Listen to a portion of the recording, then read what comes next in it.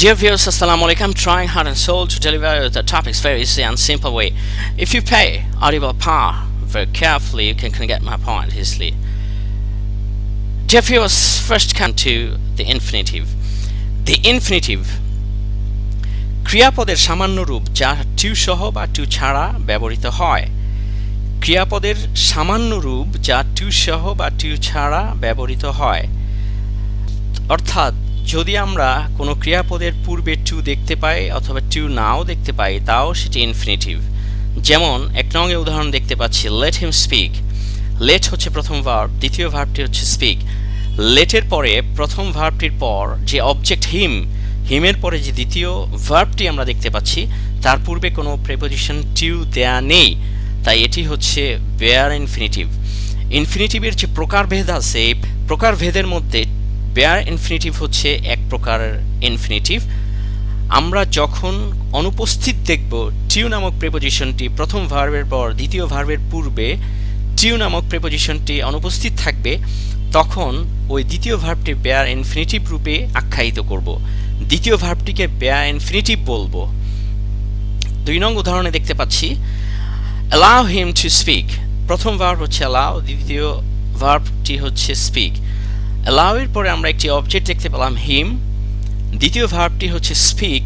স্পিকের পূর্বে টু প্রিপোজিশনটি দেয়া, to speak to plus ভার্বের প্রেজেন্ট ফর্ম, এই দুইয়ের সমন্বয়ে হয়ে গেল ইনফিনিটিভ। তার মানে আমরা দেখতে পেলাম বেয়ার ইনফিনিটিভ এবং ইনফিনিটিভ। আমরা সিম্পল ইনফিনিটিভ দেখলাম, আমরা বেয়ার ইনফিনিটিভও দেখলাম। তাহলে প্রথম ভার্বের পর যখন আমরা প্রথম ভার্বের পর দ্বিতীয় ভার্বের পূর্বে টু দেখব এবং দ্বিতীয় ভার্বটির প্রেজেন্ট ফর্ম থাকবে, টু প্লাস ভার্বের প্রেজেন্ট ফর্ম থাকবে, তখন সেটি হচ্ছে ইনফিনিটিভ, সিম্পল ইনফিনিটিভ। এবং যদি প্রথম ভার্বের পর দ্বিতীয় ভার্বের পূর্বে টু দেখতে না পাই তখনও সেটি ইনফিনিটিভ, তবে সেটি হচ্ছে বেয়ার ইনফিনিটিভ। বেয়ার অর্থ হচ্ছে খালি, বেয়ার অর্থ হচ্ছে নাই, বেয়ার অর্থ হচ্ছে নেই বা নাই। তার মানে কথার সাথে আমরা মিল পেলাম যে এখানে প্রথম উদাহরণে দ্বিতীয় ভার্বটির পূর্বে প্রিপোজিশন টু দেয়া নেই, তাই হচ্ছে এটি বেয়ার ইনফিনিটিভ।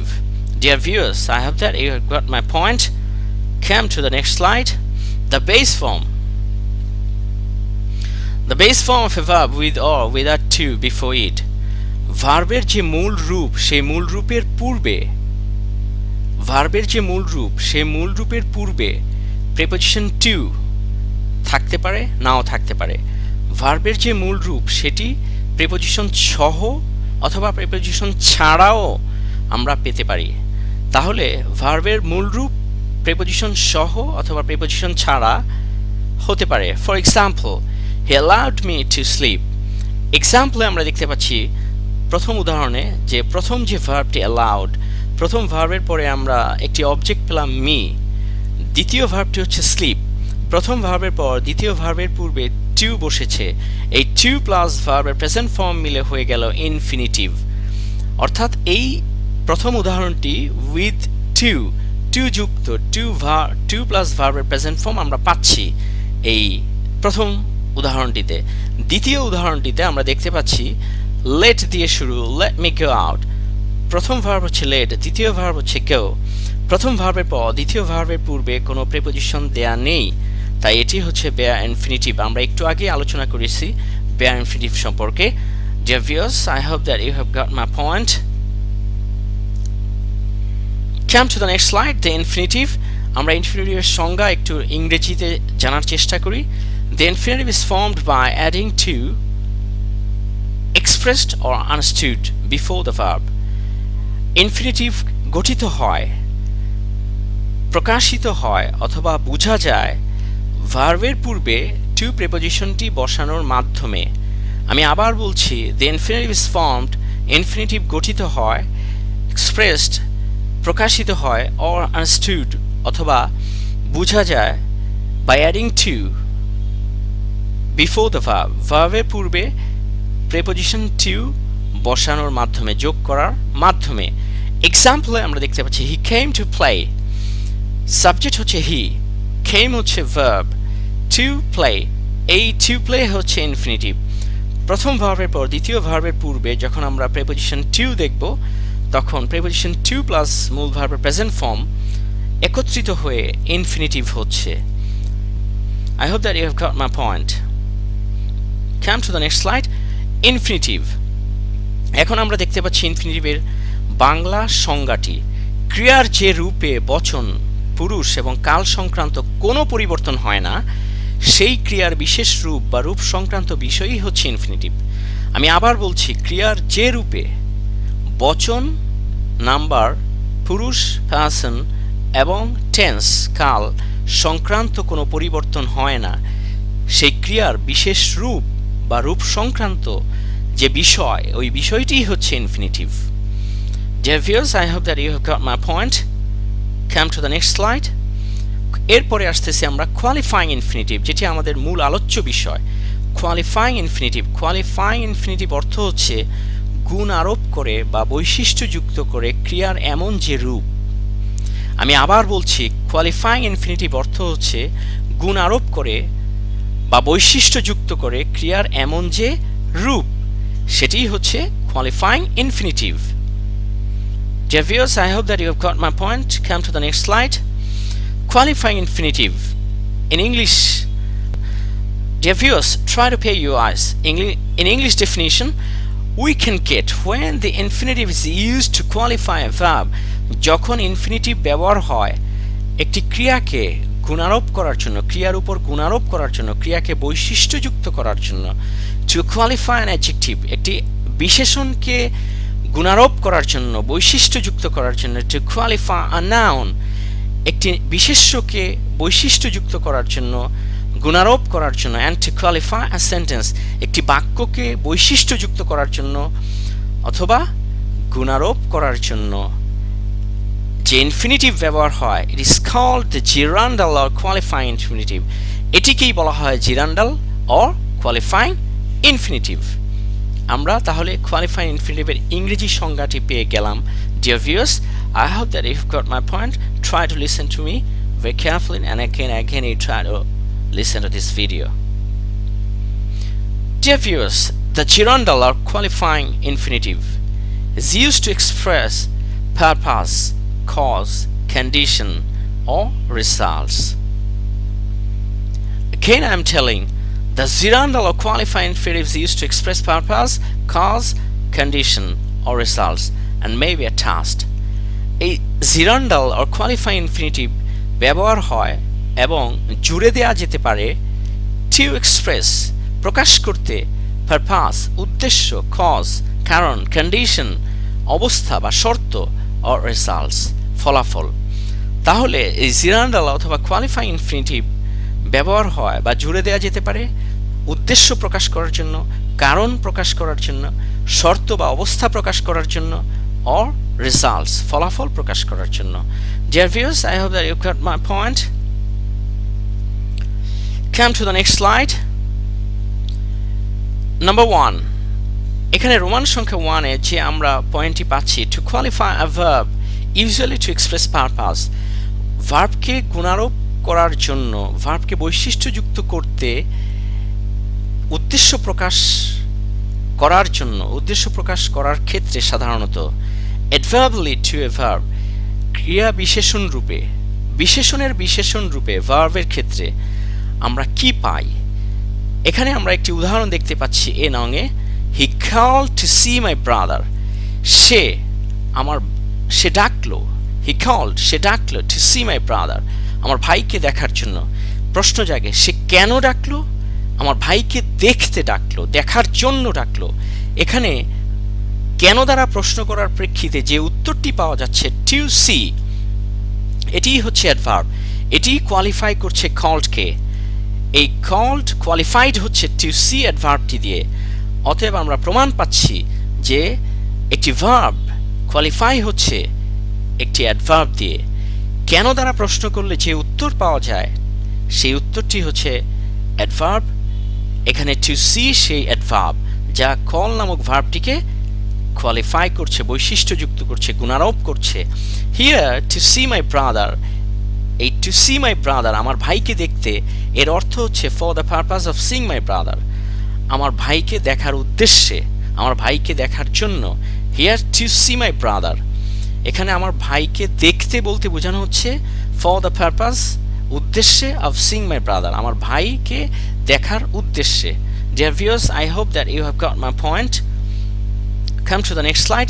বিসাইডস, তাছাড়া, ইন দিস এক্সাম্পল অ্যাবাভ, উপরে যে আমরা উদাহরণটি দিয়েছি, পারপাস, উদ্দেশ্য, is related to the question, উদ্দেশ্য সম্পৃক্ত আছে এই প্রশ্নটির সাথে, হোয়াই নামক প্রশ্নটির সাথে। হোয়াই নামক প্রশ্নটির সাথে উদ্দেশ্যটা জড়িত, অর্থাৎ হোয়াই দিয়ে প্রশ্ন করলে আমরা উদ্দেশ্য পেয়ে যাই। এটি হচ্ছে আমাদের আলোচনা। Dear viewers, I hope that you have got my point. Come to the next slide. বিনং উদাহরণে আমরা দেখতে পাচ্ছি হি কেম টু সি মি, সে আমাকে দেখতে আসলো। হি কেম, সে আসলো, টু সি মি, দেখতে আমাকে। প্রশ্ন জাগে সে কেন আসলো? টু সি, দেখার জন্য আসলো, দেখতে আসলো। তাহলে এই টু সি, এই অংশটুকু অ্যাডভার্ব। কেন দ্বারা প্রশ্ন করলে যে উত্তর পাওয়া যায় সেটিই হচ্ছে অ্যাডভার্ব। এটি ভার্বটিকে কোয়ালিফাই করছে, কেম নামক ভার্বটিকে কোয়ালিফাই করছে। হিয়ার টু সি মি অর্থ হচ্ছে for the purpose of Singh me, এখানে দেখতে, আমাকে দেখার জন্য, এর অর্থ হচ্ছে for the purpose of Singh me, আমাকে দেখার উদ্দেশ্যে, for the purpose of Singh me, আমাকে দেখার জন্য, আমাকে দেখার উদ্দেশ্যে। টু সি মি যে অর্থ প্রকাশ করে, for the purpose of Singh me সেই একই অর্থ প্রকাশ করে। এখানে টু সি হচ্ছে কোয়ালিফাইং ইনফিনিটিভ। ডিয়ার ভিউয়ার্স, এখানে টু সি হচ্ছে qualifying infinitive. Dear viewers, I hope that you have got my point.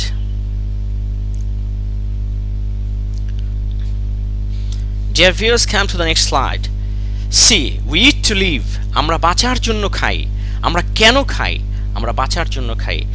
To live, কেন দ্বারা প্রশ্ন করার প্রেক্ষিতে যে উত্তরটি আমরা পেয়ে গেলাম, to live, এটি হচ্ছে অ্যাডভার্ব, এটি হচ্ছে কোয়ালিফাইং ইনফিনিটিভ, এটি হচ্ছে কোয়ালিফাইং ইনফিনিটিভ যা ইট নামক ভার্বটিকে কোয়ালিফাই করছে, বৈশিষ্ট্যযুক্ত করছে, গুণারোপ করছে। Here to live, here to live, to live অর্থ হচ্ছে for the purpose of living.